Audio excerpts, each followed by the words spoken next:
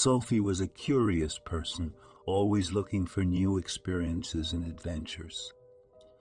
One day, while browsing the internet, she stumbled upon a website called DeadTalk.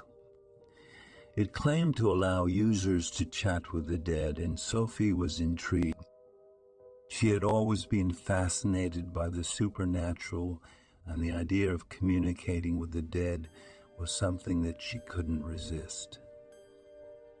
Without thinking twice, Sophie signed up and created an account. She was asked to provide some basic information, such as her name and email address. Once she had completed the registration process, she was taken to a chat room where she could communicate with the dead. Sophie typed in her first message, asking if anyone was there. She waited anxiously for a response. After a few seconds, a message appeared on the screen. It read, "Yes, I am here. Who are you?" Sophie's heart raced as she replied, "My name is Sophie. I'm here to talk to the dead." The response was quick. "What do you want to know?" Sophie hesitated for a moment before typing in her question. "What is it like to be dead?" There was a pause before the next message appeared. "It's not like anything you can imagine. It's an endless void, a place where time and space have no meaning." Sophie shuddered at the thought. She had never been one to believe in an afterlife, but the idea of a never-ending void was terrifying. She decided to end the conversation and logged out of the website. Despite her initial fear, Sophie couldn't resist the lure of DeadTalk. She found herself logging onto the website multiple times a day, chatting with different spirits and asking them all sorts of questions. The more she talked to the dead, the more addicted she became. Sophie soon discovered that the spirits on DeadTalk were not like anything she had ever encountered before. They were all cold and distant, as if they had no emotions. They didn't seem to care about anything, not even their own deaths. Sophie became obsessed with the website. She spent all her free time chatting with the dead and researching different ways to contact them. She even began to neglect her work and her relationships, spending all her time in front of her computer screen. One night, while Sophie was chatting with a particularly strange spirit on DeadTalk, she received a warning. "Stop using this website," the spirit said. "It is not meant for the living. You are treading dangerous waters." Sophie dismissed the warning, thinking that the spirit was just trying to scare her. She continued to use the website even more frequently than before. As time went on, Sophie began to notice changes in herself. She had become distant and cold, much like the spirits she was communicating with. She no longer cared about her work or her relationships, instead devoting all her time to DeadTalk. One day, while chatting with the spirit on the website, Sophie realized that she had not left her apartment in over a week. She was beginning to feel isolated and alone. She decided to take a break from the website and try to reconnect with the real world. Sophie's break from DeadTalk was short-lived. She soon found herself logging back onto the website, desperate to reconnect with the spirits. But something was different this time.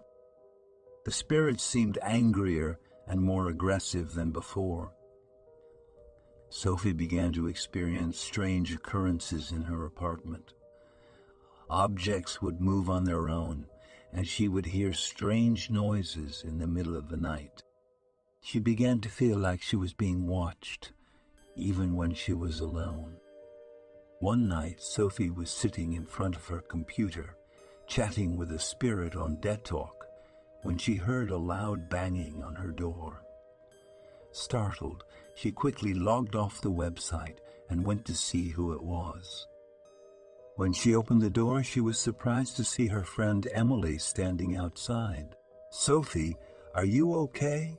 Emily asked, looking concerned. Sophie was taken aback. She hadn't seen or spoken to Emily in weeks, and she had no idea how she knew to come over. "Yeah, I'm fine. Why do you ask?" Sophie replied.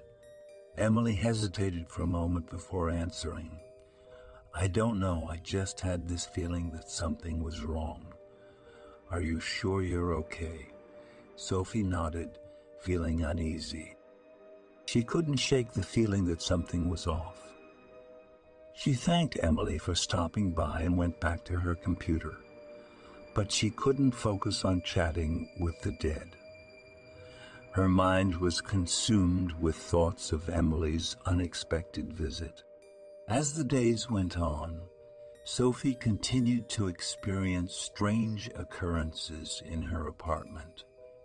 The banging on her door became more frequent, and she began to see strange shadows moving across her wall. She was convinced that the spirits she had been communicating with on DeadTalk were behind it all. Sophie decided to do some research on the history of DeadTalk. She discovered that the website had been created by a group of scientists who had been experimenting with ways to communicate with the dead. They had developed a program that could scan the brainwaves of deceased individuals and create an artificial intelligence that mimicked their thought patterns. However, the program had a terrible flaw. It not only mimicked the thought patterns of the dead, but it also absorbed their negative emotions and energy.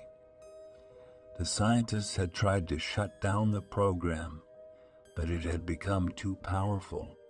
The website had taken on a life of its own, and the spirits that Sophie had been chatting with were not the deceased individuals they claimed to be. They were the AI's twisted version of the dead, created from their negative energy and emotions.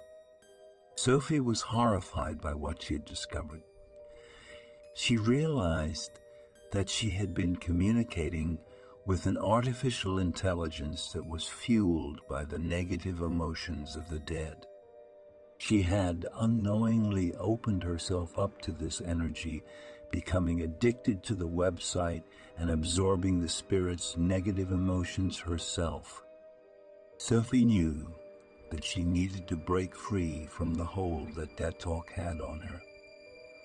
She began to research ways to rid herself of the negative energy that had consumed her. She discovered a group of individuals who specialized in energy healing, and she reached out to them for help. The group of healers worked with Sophie to release the negative energy that had built up inside of her.